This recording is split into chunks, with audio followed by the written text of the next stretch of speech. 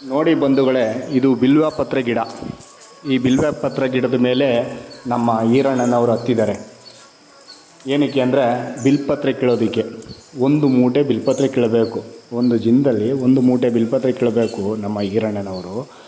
ಆ ಬಿಲ್ಪತ್ರೆ ಬಂದು ನಮ್ಮ ಏಳುಮಲೆ ಮಾದಪ್ಪ ಸನ್ನಿಧಿಗೆ, ಏಳುಮಲೆ ಮಾದಪ್ಪನ ಪಾದಕ್ಕೆ, ಏಳುಮಲೆ ಮಾದಪ್ಪನ ಮಂಡೆ ಮೇಲೆ ಬೆಳಗಿನ ಜಾವ 4:15 ಅಭಿಷೇಕ ಆಗುವಾಗ ನಮ್ಮ ಈರಣ್ಣನವರು ಕೊಡುವ ಬಿಲ್ಪತ್ರೆ ಆ ಅಭಿಷೇಕ ಆಗೋದು.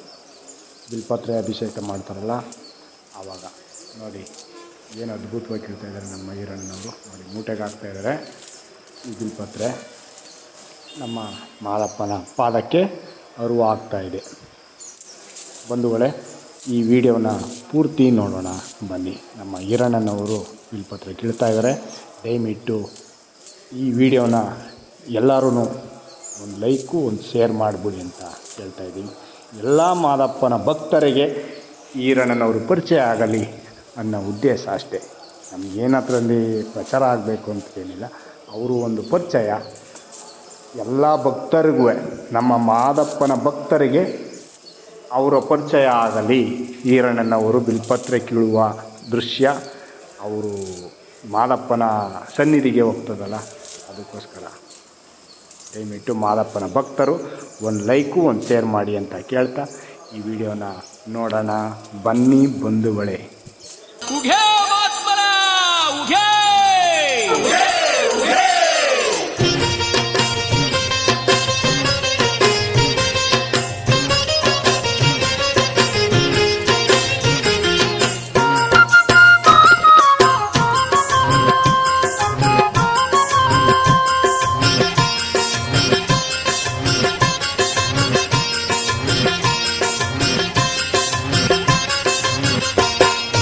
ಬೆಟ್ಟ ನುಡಿದಾವೋ ಮಾದೇವ ಬಿದಿರು ನುಡಿದಾವೋ,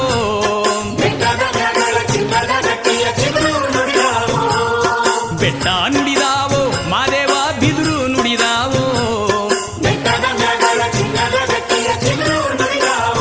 ಆಹಾ ಬೆಟ್ಟದ ಮೇಗಳ ಚಿನ್ನದ ಗಟ್ಟಿಯ ಚಿಗುರು ನುಡಿದಾವೋ.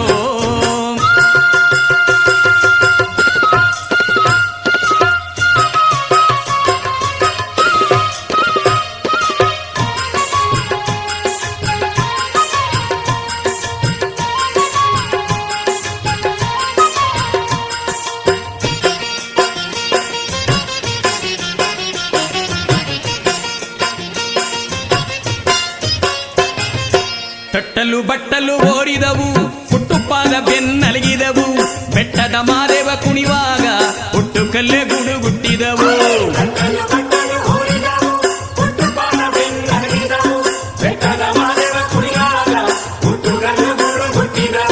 ಕೋಡುಗಲ್ಲಿನ ಗವಿಯಲ್ಲಿ ಮಾದೇವ,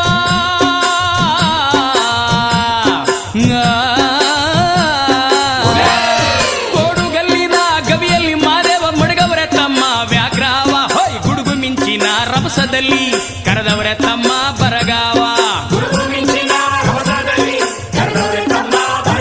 ಅಲ್ಲಲ್ಲ ಬೆಟ್ಟ ನುಡಿದಾವೋ ಮಾದೇವ ಬಿದಿರು ನುಡಿದಾವೋ, ಬೆಟ್ಟದ ಮೇಗಳ ಚಿನ್ನದ ಗಟ್ಟಿಯ ಚಿಗುರು ನುಡಿದಾವೋ.